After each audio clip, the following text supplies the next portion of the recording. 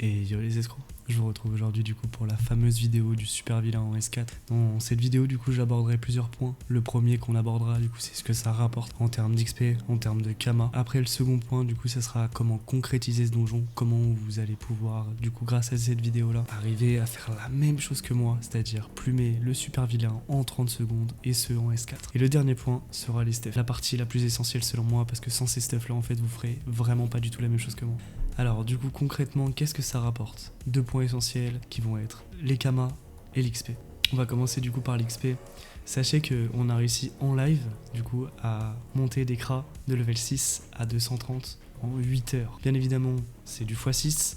En plus de ça, vous rajoutez le fait que j'étais sous potion, bonus de guild, forcément ça ajoute du plus, mais tout de même 1 milliard d'XP en 30 secondes pour un donjon de level 110, c'est incroyable, c'est vraiment n'importe quoi. Alors du coup, forcément la question se pose, est-ce que ça fait pas partie des meilleures strats XP du jeu? Selon moi, je pense qu'il y a quand même un petit truc à faire. On peut prendre de l'XP beaucoup plus énervé sur des brèches de level 200. On peut aussi bien évidemment faire des contenus de level 200. Par exemple je pense à la tour minérale 215 qui vous donnera beaucoup plus en termes d'XP. Mais on parle quand même d'un level 215 là. On parle d'un donjon à côté qui est level 110. C'est incroyable. Vous restez, vous faites que du laser de donjon 110. Il n'y a même pas besoin de vous prendre la tête, vous êtes level 230 en 8 heures. C'est incroyable. C'est juste pour moi une astuce XP de fou furieux. Une des meilleures actuellement qui a été découverte sur le jeu. Du coup pour l'occasion je vous ai pris quand même quelques screens pour l'XP. Vous allez voir dans les débuts on gagne des 300 millions et ça augmente et ça grimpe et ça grimpe et ça grimpe jusqu'au milliard facilement. Le record est quand même d'1 milliard et 100 millions, c'est juste n'importe quoi. Je vous laisse déguster.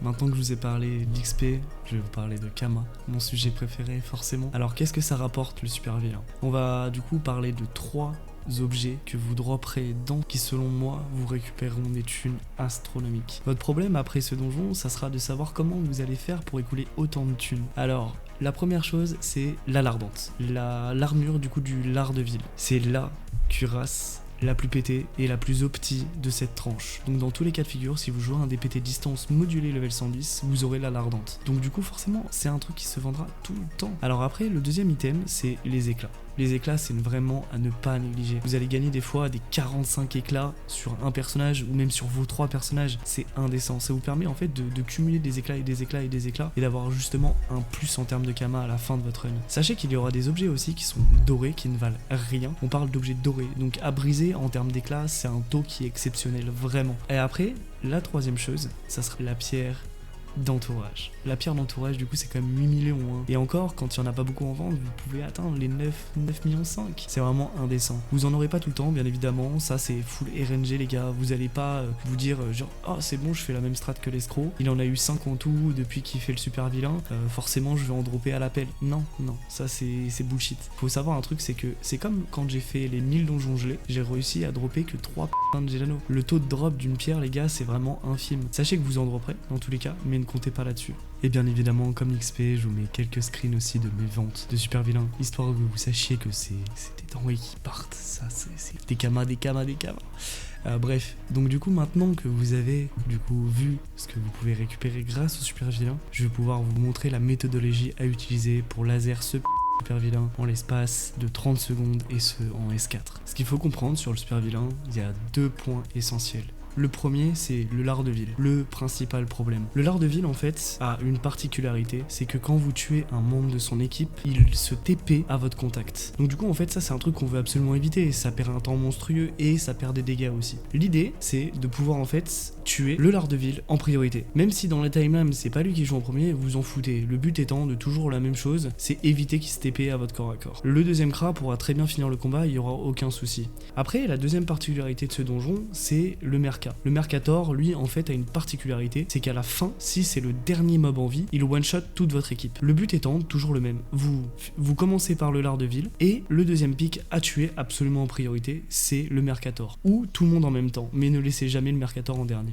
Maintenant, on va pouvoir parler du placement. Votre premier Kra en fait se situera toujours en fonction du lard de ville, le plus près possible. Le deuxième Kra lui-même se posera du coup à l'opposé du premier Kra. L'objectif pour votre premier Kra est d'avoir donc 14 PA, 3 PM, 10 PW. Dans votre tour, vous avancerez du coup de 3 PM, vu que vous avez 3 PM. Vous ferez votre balise feu en diagonale du lard, juste ici. Après, vous ferez votre balise terre juste là, en ligne des 4 super vilains. Après, vous ferez une roulade pour vous situer en diagonale du lard. Double flèche tempête, tir précis, double explosif. Alors maintenant que vous savez faire le combo, vous allez comprendre pourquoi le build est essentiel. Le build, en fait, tout simplement, si vous avez trop de dommages, dans le pire des scénarios, vous aurez le Krala à côté. Et le Krala, vous allez le one-shot en une seule explosive. Ce qui va du coup, faire téléporter le lard de ville juste à côté de vous, ce qu'on veut pas. Donc du coup, il faudra vraiment avoir des dégâts qui sont mesurés, c'est-à-dire mesurer, avoir assez de patates pour tuer le lard de ville, mais pas trop pour ne pas tuer du coup en une explosive le Krala. Ça, c'est vraiment le pire des cas. Moi, mon build est fait de manière à laisser le Krala à 450 HP, ce qui est essentiel parce qu'au final, le lard de ville se retrouve avec 2000, 2500, voire des fois 3000, mais c'est extrêmement rare. Il se TP, mais il meurt parce qu'en fait, dans tous les cas de figure, il prend le proc de la balistère. Voilà, donc ça, c'est essentiel à prendre en compte, les gars, c'est que si vous avez trop de dommages, vous allez juste tuer la run dans ce scénario là. Du coup maintenant on a parlé du pire des scénarios, on peut parler du coup du meilleur. Le meilleur au pire des cas, c'est les 3 autres mobs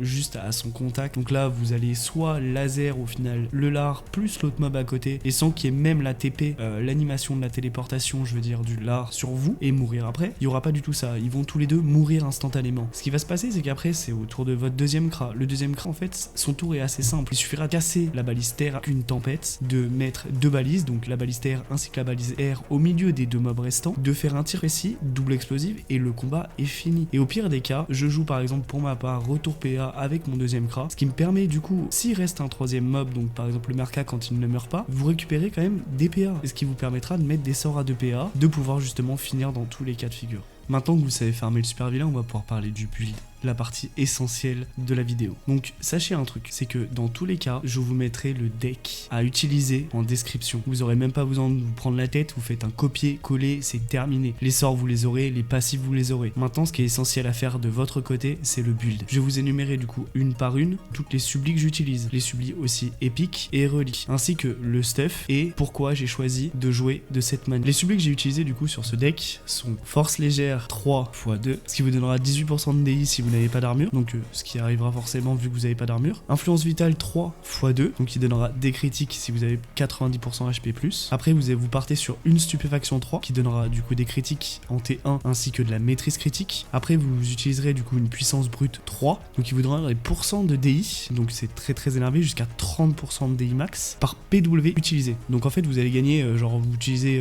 c'est pour ça que je vous ai dit d'utiliser 10 PW dans votre deck, c'est que de base cette subli vous enlèvera 3 PW max, donc vous aurez que 7, pile assez pour faire le combo. Du coup vous aurez tout le temps 30% de DI dès votre première flèche tempête. Après vous avez l'influence du Wakfu, ce qui donnera du coup des critiques si vous avez PD vos PW max dès le premier tour, donc ce qui est le cas. Force vitale 2 pour vous rajouter un PA, vivacité 1 pour vous jeter un deuxième PA, et du coup forcément folie 3. Folie 3 ça ajoute 18% de DI en diagonale. C'est pour ça qu'en gros il est très important que vous situez en diagonale du lard pour avoir assez de dégâts pour le tuer. Pour les sublis épiques et reliques, on va utiliser du coup lunatique et maniement dague. Maniement dague aura pour but de rajouter 25% de DI si vous faites des dégâts de face et 15% de DI si vous faites des dégâts de diagonale, donc ce qui nous arrivera fréquemment. Et lunatique vous ajoutera 25% de DI sur votre tour impair, donc en T1, ce qui est essentiel du coup pour notre build. Je vous mets en arrière-fond du coup le build que j'utilise. Sachez que si vous avez trop de dégâts, il suffira d'enlever du coup des maîtrises que vous aurez accumulées sur vos runes. Dans tous les cas de figure, si vous arrivez à faire mieux en termes de chasse FPS que moi par exemple. Ne vous en faites pas, il suffira juste de baisser vos dommages et c'est tout. Après, pensez toujours à un truc, c'est l'initiative. Il faudra bien que votre premier crash joue en premier à genre 210 nids, 195 pour le deuxième et 190 par exemple pour le dernier. Ça c'est essentiel aussi, un truc à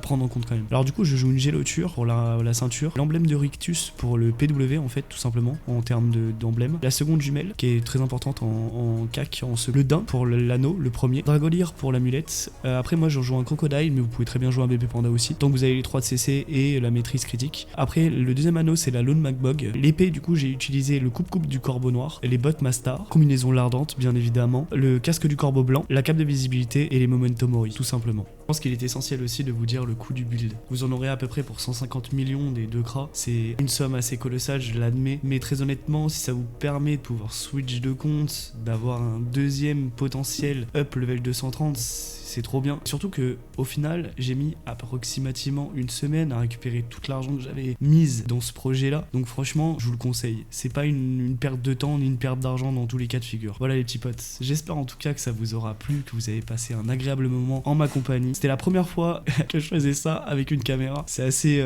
bizarre parce que du coup, c'est pas du tout la méthodologie que j'ai l'habitude d'avoir quand je vous fais des vidéos. En fait, j'utilise d'habitude un logiciel auditif et non la complexité de la caméra ainsi que l'audio. Donc soyez indulgents les potes, j'ai essayé de faire ça proprement et de faire ça clean. S'il y a des bugs, s'il y a des problèmes ou quoi que ce soit, bon voilà, hein, je tente, j'essaye. Donc voilà, soyez cool. Hein.